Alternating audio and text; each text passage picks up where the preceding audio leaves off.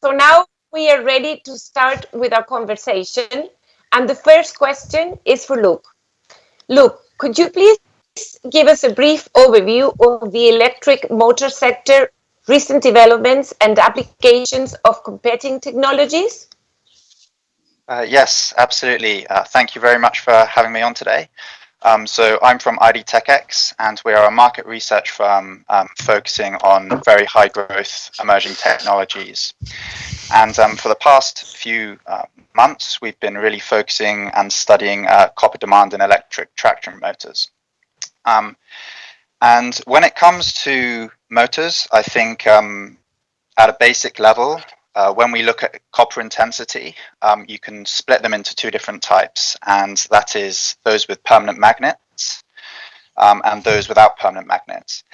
And all electric traction motors, or nearly all in markets today, predominantly use copper. But the ones with permanent magnets only have these on the windings in the stator to generate the continuously rotating radial magnetic field. But the ones in other motors, like induction motors and wound rotor synchronous motors, they either have copper bars or copper windings on the rotor, or electromagnets on the rotor, which also make use of copper windings. So we have copper windings in two places. And very intuitively, as my chart here shows on this slide, you have roughly double the level of copper intensity moving from permanent magnet-based motors to non-permanent magnet-based motors. So those in those induction motors and WRSMs. And the main advantage of not having permanent magnets is obviously you reduce that supply risk. That some of the rare earth ingredients are highly concentrated in China and localized there. But also you don't have the risk of denaturing the permanent magnets. So you can have performance advantages, things like overvoltage, which is very good for acceleration, and things like ludicrous mode. So there are different advantages there to have and choose the induction motor over the PMSR. And if we move to the next slide. So we can see on the chart to the bottom left where permanent magnet-based motors really win out is on their power density and their efficiency advantage. So on the chart to the right, we've benchmarked many of the common types of traction motors which are found in electric vehicles, from induction motors to permanent magnets to even switch reluctance motors. And when you measure all the scores and compare them overall, the result is actually quite similar for all the motor types. And the induction motor has certain advantages in terms of reliability. As I said before, it doesn't have this denaturing of the magnets issue. But because of the importance of the efficiency and the power density, which ultimately in the real world leads to improving the range on your electric vehicle, which is a consumer-driven feature. What we're seeing is this consumer-driven trend for OEMs to make the choice and the transition to the permanent magnet-based machines at the expense of induction motors and the WRSMs. And if we move to the next slide, we can see this story played out over the next 10 years. So very broadly, we expect the PMSMs and PMSRs to start to eat into the opportunities for induction motors and WRSMs, which will still have some place in dual motor based systems on things like the rear wheel for acceleration. But by and large, most base models with single motor setups will be using the permanent magnet based systems. And what this means in terms of copper demand, although we're transitioning towards a motor type or trending towards a like copper intensity than the induction motor, the sheer demand for these types of motors amid other trends means that overall we're going to have quite a huge rise in demand for copper from traction motors over the next 10 years. So we predict this goes from roughly 68,000 tons per year in 2020 to over 250,000 tons by 2030. predominantly from cars, but also from other on-road segments such as two-wheelers, trucks, vans, and buses. Thanks, Luke. Very insightful. The following question is for the panel. It's actually two questions. What drives the geographic variation in motor technology and therefore corporate demand from motors? And what other considerations have guided your choices? Cliff, would you like to start? Yes. So I think I will focus maybe on the considerations that guide the choices, which are actually really dependent on a cost-benefit analysis that you usually do when you start a design process of the electric vehicle. One of the things we need to consider is that when we do design a vehicle, usually a vehicle is adapted for specific segments. And you can always get different performance outputs out of a vehicle depending on the motor technology you choose. Of course, you always have a cost function, which is part of that design process, but you always have also performance metrics. And these usually don't go with each other. So if you push in one direction, if you want to minimize cost, usually you may also be dragging down the performance. So it's all really about the optimization process on the motor. And within that, you also take into account the prices of the raw elements. And for copper, for instance, it is something that is relatively easy to predict because it's been pretty stable for the last 10 to 15 years. And so the copper is definitely something that comes into the equation and that then really defines the optimal motor technology setup for the application we're targeting. Simon, would you like to comment too?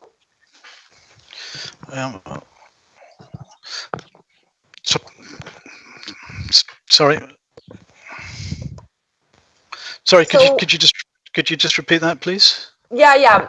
So we were posing two questions for the panel, which were what drives geographic variation in motor technology and therefore corporate demand from motors, and what other considerations have guided your choices?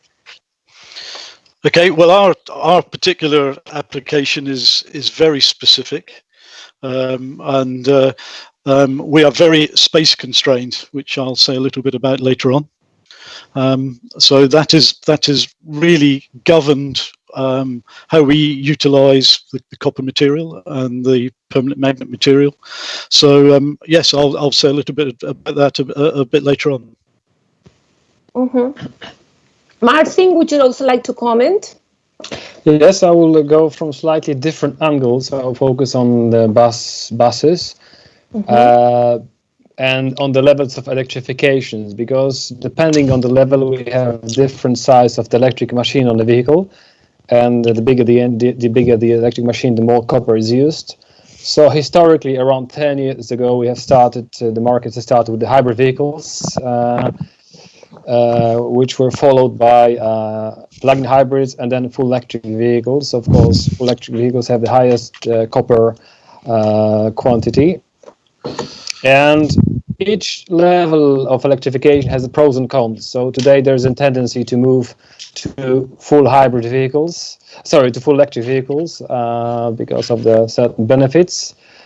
And at the same time, hybrid vehicles start to compete with other driveline technologies like CNG vehicles and mild hybrids. So we can say that on one side, the tendency is clear on the full electric vehicles, that this is one tendency that a lot of most countries of Europe are going for full electric vehicles. But on the, let's say, second part of fleet, which requires vehicles to be more flexible, not relying on the charging infrastructure, there is a competition between hybrids, full hybrids, and CNG vehicles. And then, depending on the subsidy schemes and politics, certain technologies win over other ones. So there's today also the question of certain lack of information on the markets about pros and cons of different driveline technologies. Thank you, Marcin. Luke, would you like to comment? Yes. So I think geographically at the moment, in the early days of the market, we did see some quite stark differences. So I think in the US, companies like Tesla with their Model S were adopting induction motors, and also Renault with their Zoe were adopting a WRSM motor. And I think they were making those choices because of the price volatility of some of the rare earth materials that were used in permanent magnets. So neodymium had a huge price spike in 2011, and that spooked some OEMs to move away from those permanent magnet technology choices. But for the past few years, we've seen those prices stabilize somewhat, increase slightly, but not be as volatile as they once were. So I think this has reassured some to make those technology choices to move back to the permanent magnets for their efficiency advantage and therefore their range advantage. So now we're seeing Tesla move to a permanent magnet-based system. I think Renault in the past few months have announced one of the same things, and all new models tend to use these permanent magnet-based traction motors now. So at the start, there was quite a difference between Europe, the US, and China, say, but now I think things are much more level. Well, this is very helpful. Thank you, Luke. Now let's move to the next question, which is for Marcin. Marcin, from a car manufacturer perspective, how do you expect motor technology to evolve in Europe for cars?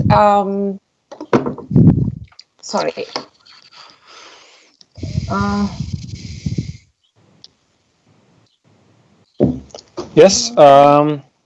So when it comes to cars and heavy-duty vehicles, buses, it's very clear that we can, in the next years, we will see a very high increase of the share of the sales when it comes to the full electric vehicles. So last year in Europe, we saw 24% increase of electric car sales over 2018, which means that the plug-in vehicles sold had a almost 4% market share in Europe.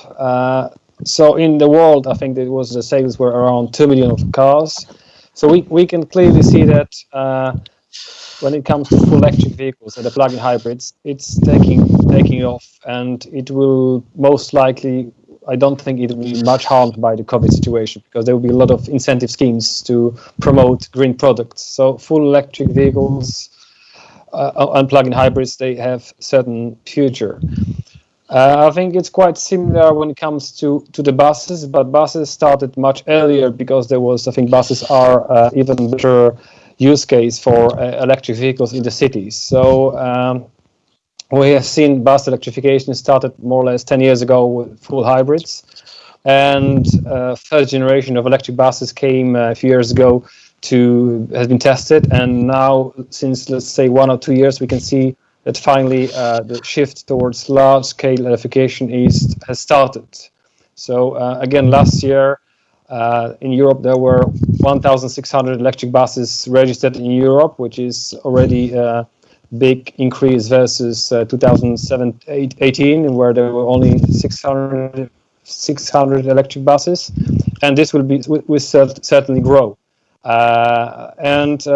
If we see the global perspective, in Europe there are 800, almost 900,000 buses, and every year there are 40,000 new registrations. So there is a lot of a huge potential for the electrification, and of course, naturally, the electric vehicles, they contain much more copper in the production. So the tendency is that, I mean, the electric bus market has been really accelerating since last year.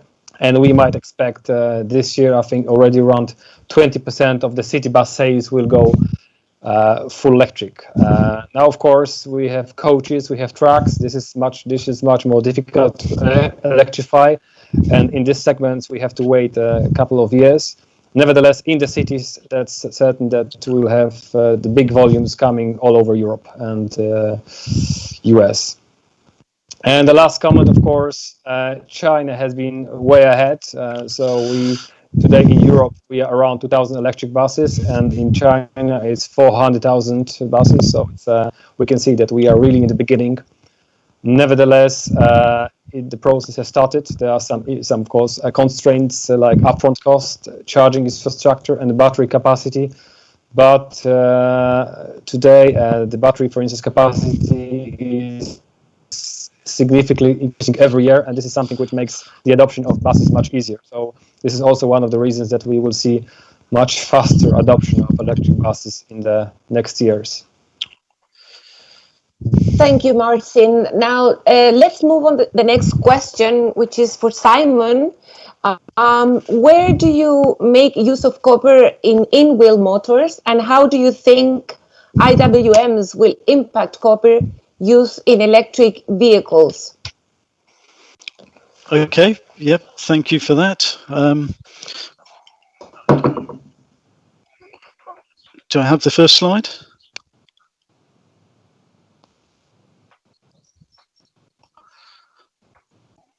Okay, not sure. Okay, there we go.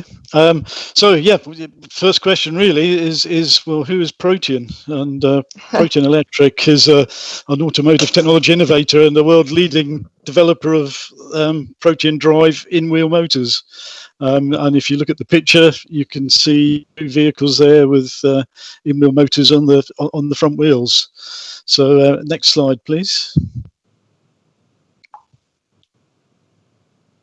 So Protean is a business built on innovation. It was established in 2008, and since then we've got somewhere in the region of in excess of 200 patents granted.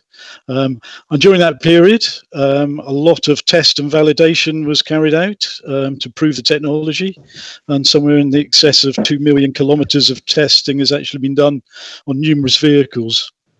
I won't take you through all that timeline, but some of the most important things is last year we actually became a subsidiary of NEVS. NEVS are the National Electric Vehicle of Sweden, formerly Saab, and they're part of the Evergrande Group. So we've typically got about 150 people, and the main engineering research facility is in Farnham in Surrey in England. We have a pilot plant in Tianjin in China, and also a supply chain in Shanghai, and a small applications team in Detroit in the US. So next slide, please.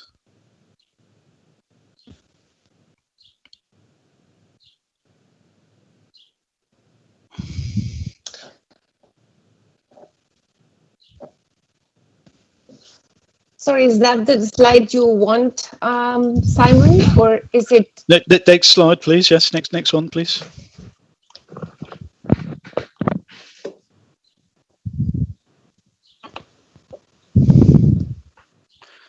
Max, could you? Yeah, good. Max, could you move on to next slide, please?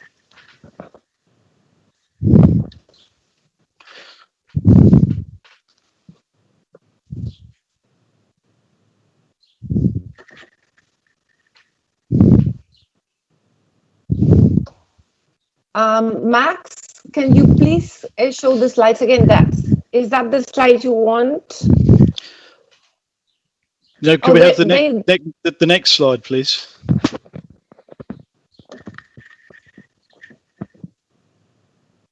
The next one? Yes. The next one? Max, yeah. Further ahead.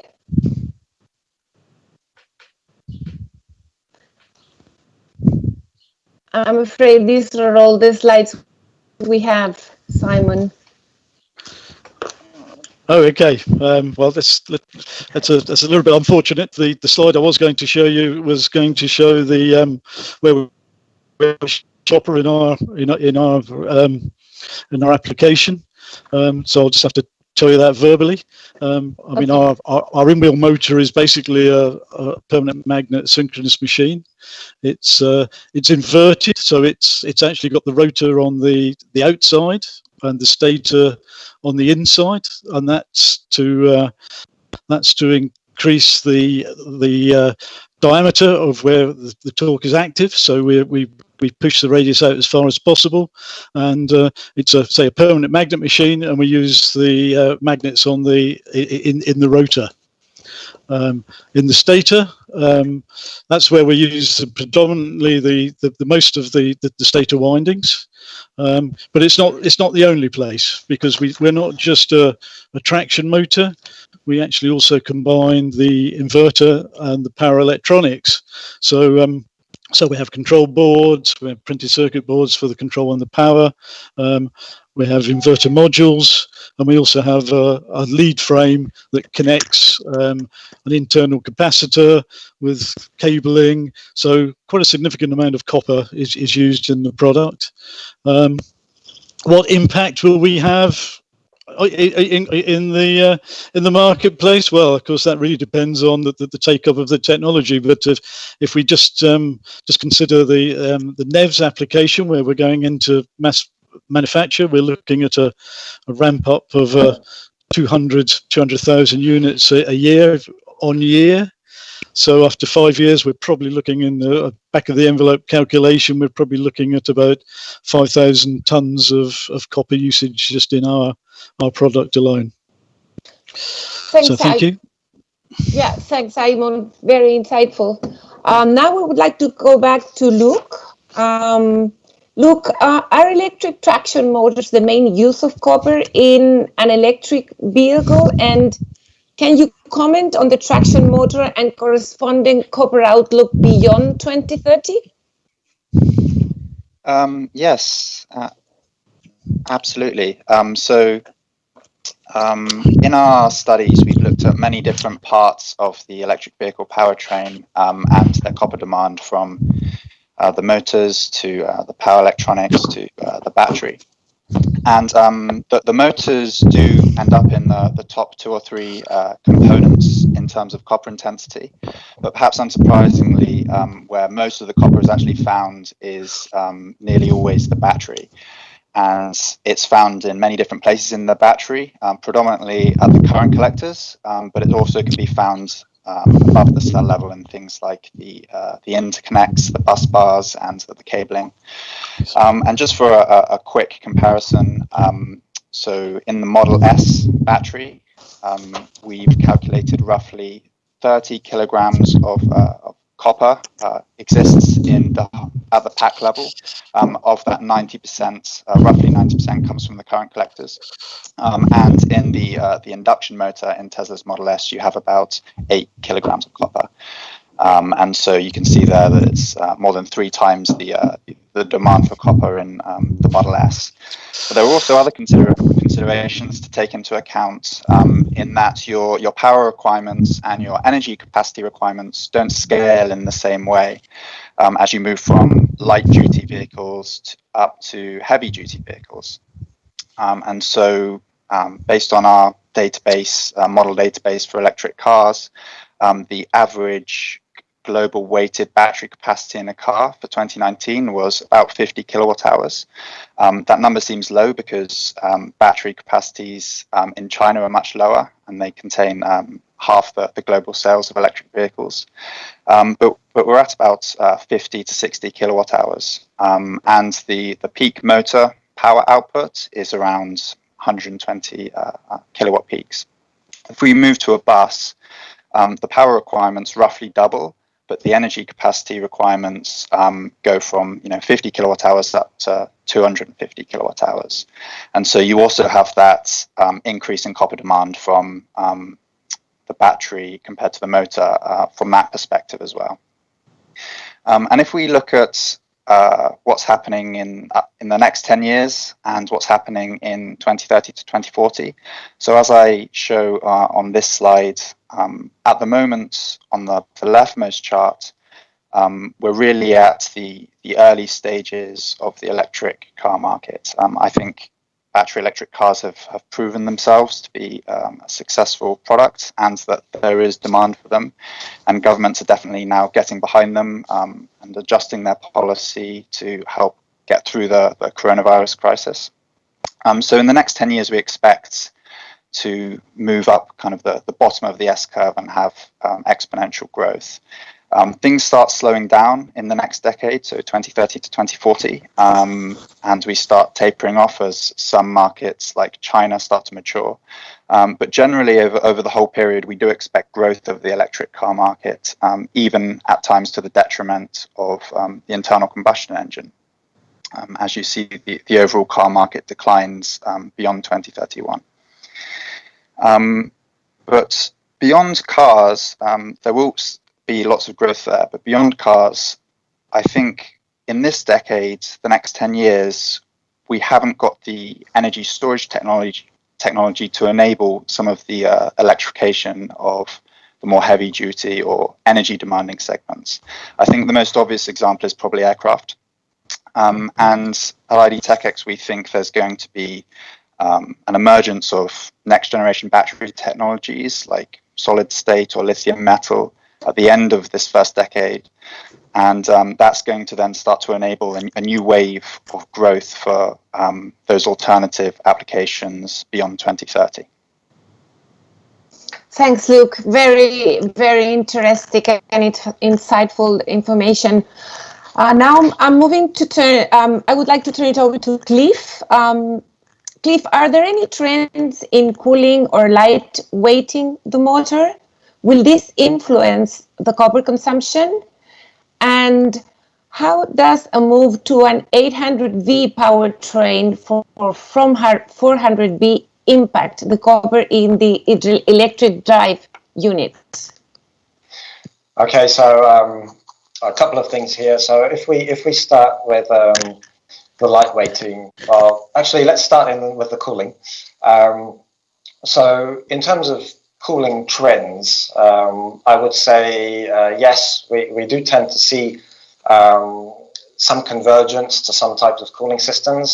So we've been mainly seeing in the past combinations of using a water jacket around the stator, sometimes supplied also with oil to cool the rotor. What we do tend to see moving forward is a use of one single cooling system using oil, which can be used, for example, to cool the entire electric drive unit component. So when I say that, I mean the power electronics, so the switches, use it as a gearbox lubricant and also use it as a coolant for the motor. So this has been something that, well, I think that may be implemented quite widely in the future. It is, however, always, I mean, as I said at the beginning, it is a trade-off. And we need to make sure, like, if we decide to use oil and we need a certain amount of pressure and flow rate to cool down the motor to get the continuous performance required, it comes at a cost because, of course, we need to have additional oil pumps, which are required to make the oil circulate within the motor. So at this stage, I think if we go back to the copper itself, it's not because we have a much better cooling system around the motor that we can necessarily reduce the amount of copper inside the motor, except if we really decide to do aggressive downsizing of it. But I think it will always come as a supplement to what we try and do with the copper inside the motor, which is really to get the maximum fill factors of copper inside the slot, to have a maximum amount of usage of copper to enable us to maintain the temperatures within the motor at a constant level, to not overheat, and, for example, to be able to reproduce peak performance, be able to maintain continuous performance at maximum speed. So all this is very important, but I don't think that the cooling systems will all of a sudden come in and reduce the amount of copper drastically within the motor. So we always rely on copper. As I said before, it's quite a stable material in terms of supply and in terms of cost, for which we can really do risk assessments on and know in 20 years' time we think the copper will be worth this much. So it gives us a good long-term strategy. Then there were a couple of other things. We talked about, yes, there was a question on lightweighting. And so the lightweighting is interesting because if you look at the EDU itself, yes, when we do optimize an EDU for an application, we do tend to reduce the mass. That is one objective. We do it, for example, on the laminations, in the stator, in the rotor. We try and reduce the mass as much as possible on the shaft, on the housing. But I think that there's only one real aspect of it which would be not very beneficial to the copper, is to use aluminium windings instead of copper windings for the purpose of reducing the mass. So at the moment, this is not really done. So copper still has an advantage over aluminium, mainly in high volume manufacturing. So the copper we use in the machines, if it's in the stator, for example, is an enameled copper, so it has a coating. And the copper is very easily bendable, so we can bend it very easily. That's very important when we do the turns inside the windings. Those are all some properties that the aluminium does not have.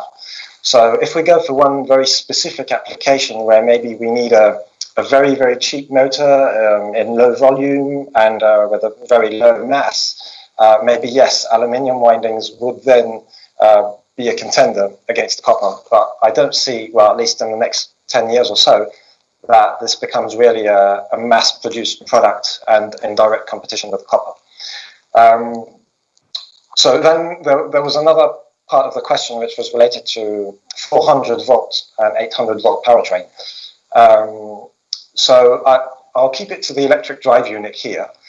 But basically, usually when we tend to say we move to higher voltages, it can, so some people take it as, oh, we have higher voltage, which means we have less current, which means we need less copper for the same thermal performance of the component.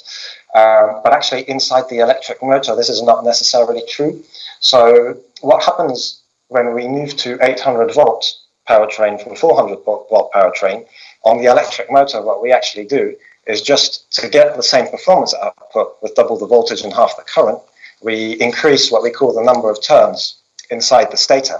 So we actually have the cross section of the copper wire will be smaller, but in turn you have a much longer copper wire. So that actually between the 400 volt drive unit and the 800 volt drive unit, there is hardly no difference in the amount of copper we would be using. So of course this is a bit like of a more generalistic approach, but there are some subtleties to it. Like for example, with the 800 volt motor, we would potentially need more insulation inside the motor to be able to withstand the voltage pulses. And so this does slightly decrease the amount of copper for maybe the 800 volt application. But overall, I mean, I'm not saying we can neglect it, but it is a slight decrease, which is not really, it's not that we go to double the voltage and we have half the copper. That is not what happens in reality. And so I would say that the move on the electric drive unit from different voltages does not really impact the component that much, except on the insulation system. Whereas if you look at everything that's around the electric motor, there it does become a bit more interesting and a bit more complex, especially the path from the battery to the DC link capacitors of the inverter. In those areas, we will see some changes when we do move on to an 800 volt powertrain. But as I said, on the drive unit itself, there is no big difference on the copper content. Thank you, Cliff. Now we will move to the open poll. In your screen, you will see a question with 4 options.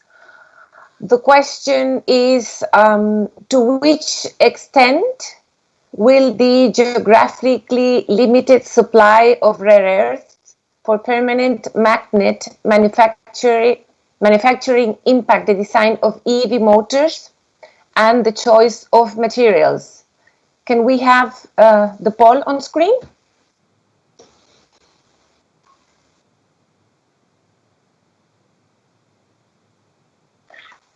Seems we're not ready yet.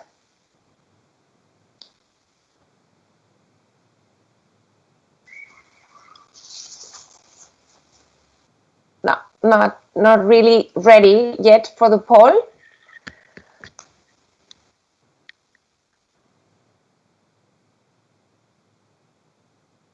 Okay, good. Okay, good. So the options there are option 1, to a great extent, option 2, to some extent, option 3, no impact, and option 4, don't know. Later on, we will discuss the outcome of the poll. And now we have a recorded question received from Rebecca Gordon. Rebecca is CEO of CRU Consulting. Hello, I'm Rebecca Gordon, CEO of CRU Consulting. Our clients are increasingly asking us about the impact of regulation, including environmental and emissions legislation, on the metals industry, and how this will affect demand for primary metals in all areas of our work. This is a particularly interesting question as it relates to electric vehicle markets, the power supply for cars, and end-of-life management for vehicles and infrastructure. I would like to ask the panel specifically about end-of-life vehicles and the potential for a circular economy in electric vehicle materials. So, with the requirement to properly recycle the metals in electric vehicles now mandated in most regions, would the panel please comment on the capability of electric vehicle manufacturers to produce vehicles using secondary or recycled copper that will be generated rather than relying on primary materials? And what changes do you think would need to be made to current recycling infrastructure, the supply chains, and in the production of electric vehicles to permit that increased use of recycled materials going forward? Thank you. Very interesting and broad question. Maybe I'll invite Marcin to address Rebecca's question.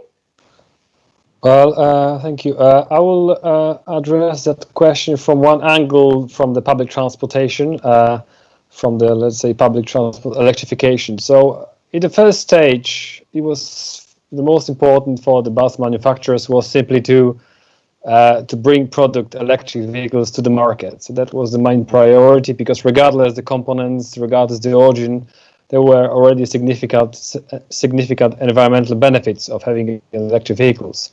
But now we can see that today a lot of authorities and customers are asking more about the details of the vehicles. So where are the materials coming from, about the batteries, about recycling. So we can really see that there is becoming a market opportunity to put an extra price tag on let's say this extra sustainability element. So the fact that some materials are coming from recycling could add extra value to the product. So I would say that there is a tendency and there is a chance to have to be able to increase the usage of recycled materials. Any possibility on the market will be very important to the bus manufacturers, because there is more and more pressure on the authorities to make the vehicles even more green than they are today. So I would say that in the second stage of development of the products, there is a big chance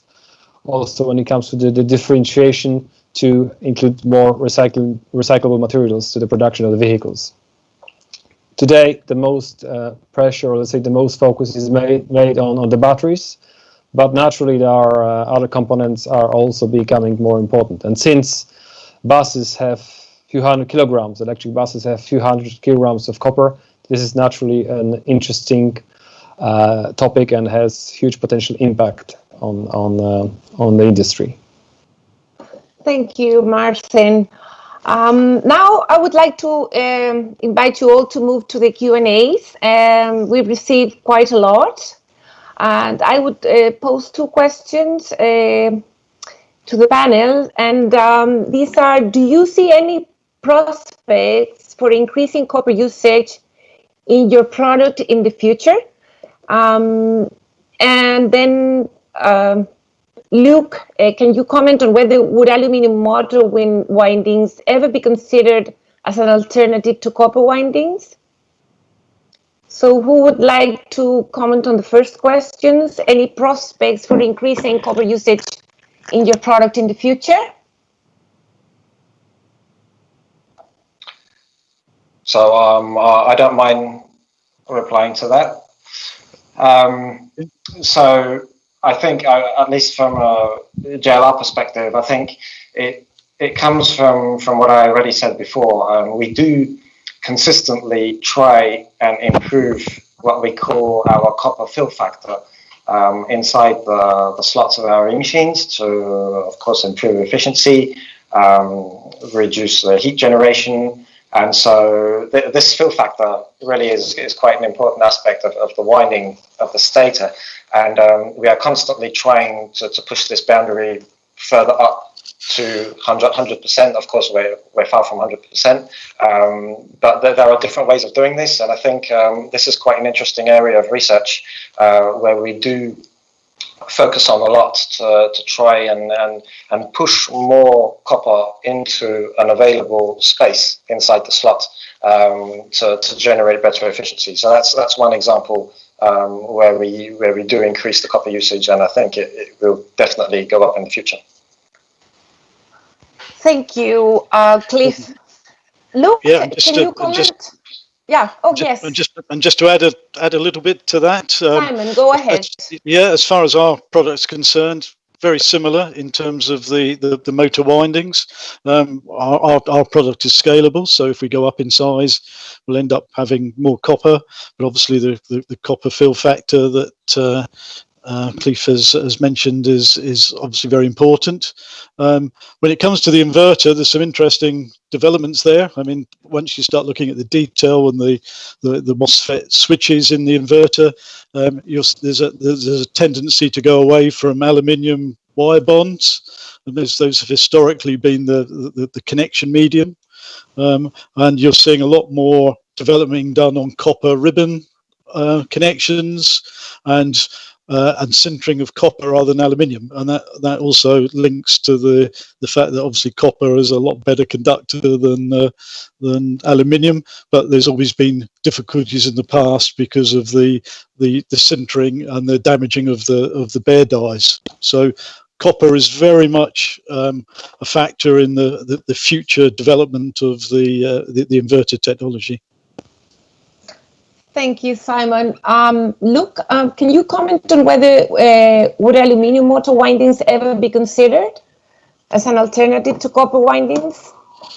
Yes, absolutely. So I think there tends to be quite a lot of hype around the potential for aluminium to replace copper as the magnet wire within electric traction motors. And at face value, it's a nice idea because aluminium's lighter, so there's potential to improve the gravimetric power density of the motor. But the reality can be that aluminium is just a poorer conductor. So you often, on balance, you end up requiring a lot more cross-sectional area in the wire of the aluminium in order to get the same level of magnetic field. So you lose that performance advantage if you want to keep the same kind of space and shape of your motors. So the companies that we've spoken to at IDTechX tend to focus on that packing fraction of the aluminium windings within the motor to try and decrease that volumetric disadvantage. But in reality, I think one of the things that we think is this could also be applied to the copper windings to make even greater performance benefits. So when we look at your mainstream vehicles, like your cars and buses and trucks, I think there's no, replacement in sight for copper because they'll just continue to make those performance advantages rather than switching to the new material.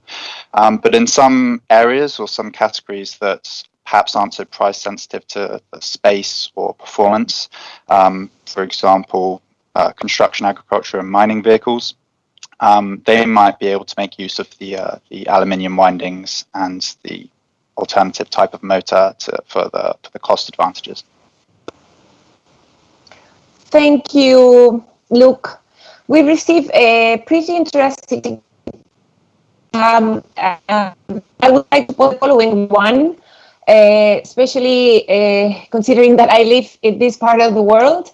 Considering that parts are produced in 60 to 70 countries, how do you see the possibilities of producing CU parts in CU producing countries like Chile, Peru, Mexico? Who would like to take this question?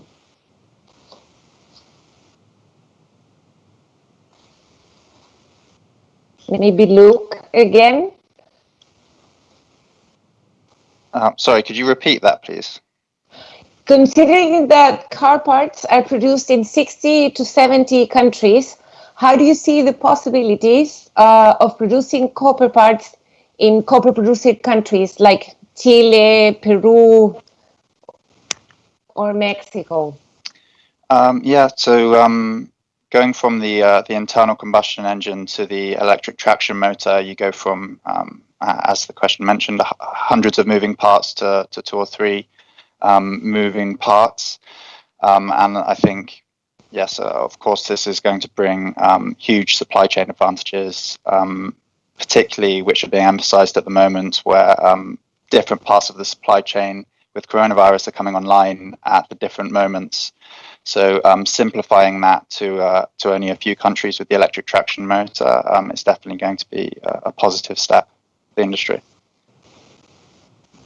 Thank you, Luke. I have another question, and it's related to would copper be used as pure copper or in alloy forms as well?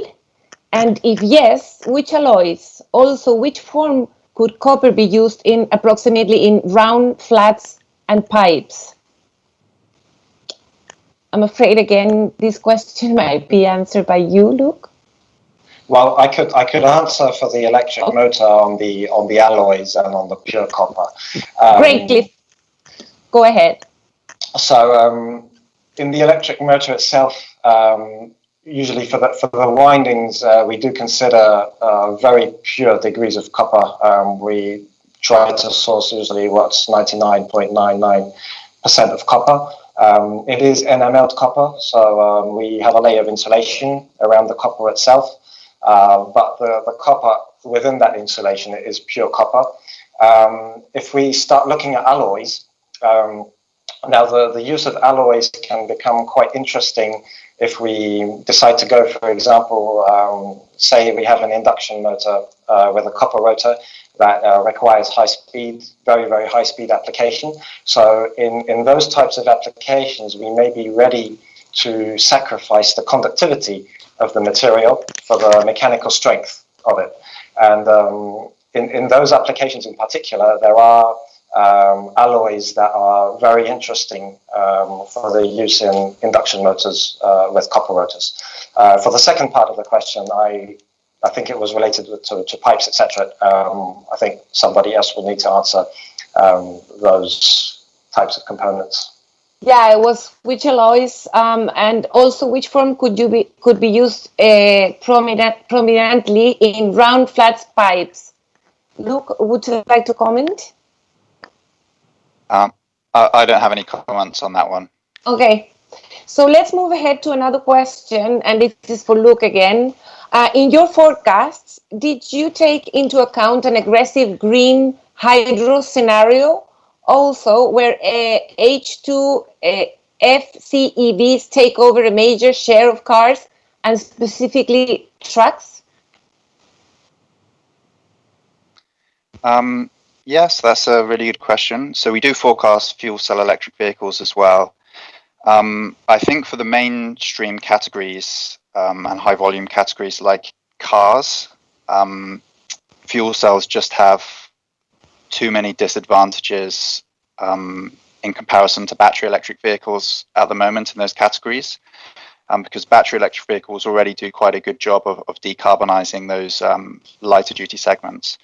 The main issue, I think, in my opinion, that fuel cells have is the energy conversion steps that lead to quite big levels of inefficiency. And so, you know, to make hydrogen cleanly for a start, you get it from the energy intensive process of electrolysis, and then you use a fuel cell to convert that hydrogen back to electricity and water in a process that's only 60% efficient. So from a pure energy perspective, in my view, it makes more sense to put that straight into the battery and get much more miles for your energy. But you can also make the argument that an abundance of renewable energy would solve that problem. So the other issue that I think fuel cell vehicles have is the infrastructure. So with cars, it's much easier to deploy even fast charging infrastructure around a country. It's much more expensive and costly to do that for fuel cell electric vehicles. So I think there are two big disadvantages for fuel cell vehicles. The main area where they win is their energy density advantage. And so in segments where battery technology perhaps isn't quite ready, as was mentioned in the question, so long haul trucking is the good example. I think that there's potential there for hydrogen to make an entry. You know, it's not off the table, but at the same time, I think the next 2 or 3 years will be revealing in terms of whether vehicles like the Tesla Semi will be able to make battery technology viable for even some of those segments. So I think in the areas where fuel cell vehicles do make sense, they still face very tough competition, and it's by no means a home run for those technologies. So for comparison, we have roughly, I think, 50 million plug-in electric cars by 2040. Our equivalent forecast for the fuel cell cars is much lower, of the order of 1 or 2 million, simply because they don't compete or give the same value proposition as the battery electric cars. Thank you, Luke. Now I would like to invite you to see the results of our poll. Remember, the question was, to which extent will the geographically limited supply of rare earths for permanent magnet manufacturing impact the design of EV motors and the choice of materials? And we see there that the majority chose that to some extent. As a second option, to great extent. And so I would like to invite our panelists to comment, just a brief comment on these results. Who would like to take the poll?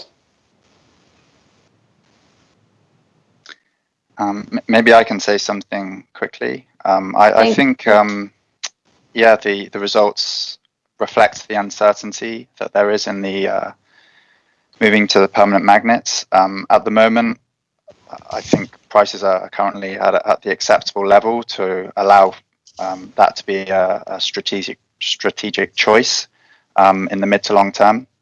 But at the same time, we're not quite sure what will happen.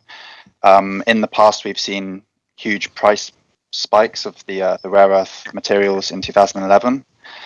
What might happen now is a sort of boiling of the frog type scenario, where the prices, instead of going dramatically up and spooking OEMs, they go up gradually and cook the frog without realizing it, so to speak. And if prices do increase too much, there could be a transition back to some of the the induction motor or the RSM motor. But for now, I think as long as we're at that acceptable level, it will still continue trending towards the permanent magnets. So I think I can back the comments from Luke as well. I think you always have, because of this price fluctuation, we all know that having permanent magnets in the electric vehicle tends out to give you slightly more efficiency than other like the induction motor or other types of motors, the random field synchronous motor. But then you always need to do a cost-benefit analysis, because what happens is that the greater efficiency of the permanent magnet motor actually allows you to offset some of the cost on the battery. So it allows you to downsize some of the battery. And there's always this break-even point, which you need to consider when you do that. So there is a break-even point, and there is one price, there is one cost at which actually using permanent magnets in the vehicle would end up being more expensive than using an induction motor, for example, for approximately same performance. So, yeah, I think I would back the poll responses as well. Thank you, Colin. And I think from my perspective, yes, I think I would back the poll. I think we all remember the price hikes in previous years, and I think with 98% or thereabouts of the supply coming from China, I think what you're seeing is some exciting projects around the world. You know, typically I think it's the Round Top project in Texas, where you're investigating heap leaching, so a much more economical way of extracting rare earth materials. So I think that's happening. There's obviously quite a lot of development in Australia. So I think the more and more that happens, the more competitive than the price will become. Thank you, Simon. Well, I think we're running out of time. We have tried to sort out all the questions that we've received, but we're getting close to the end of this time together. Maybe if there is one final thing or comment you would like to this audience to take away from this session, what would it be? This is for the panelists.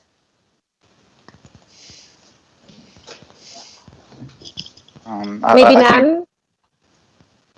Go ahead. I was just going to say, from me, I think there's no displacing copper from key components in the electric powertrain, from the batteries to the motors, in the next 10 or 20 years or so. So I think what we've perhaps revealed is just how essential it is to some of these core components, and how it will be for the future. Well, I guess that's good news for copper producers and copper producing countries. Yes. And also lots of challenges ahead. Well, I would like to thank Simon, Colin, Marcin, and Luke for this very interesting and insightful conversation today. And also, again, thank you, the International Copper Association, for sponsoring this webinar. And I would like to invite you to take the questionnaire you will see on the screen. You will have the option to automatically be registered for the next webinar, which will take place in August 4th, in which we will interview Daniel Malchuk, as I said at the beginning. He's the president of BHP Minerals Americas, and we will have an interview around operating assets under COVID-19. Thank you all for attending today, and we look forward to having you on our next episode. Goodbye. Bye.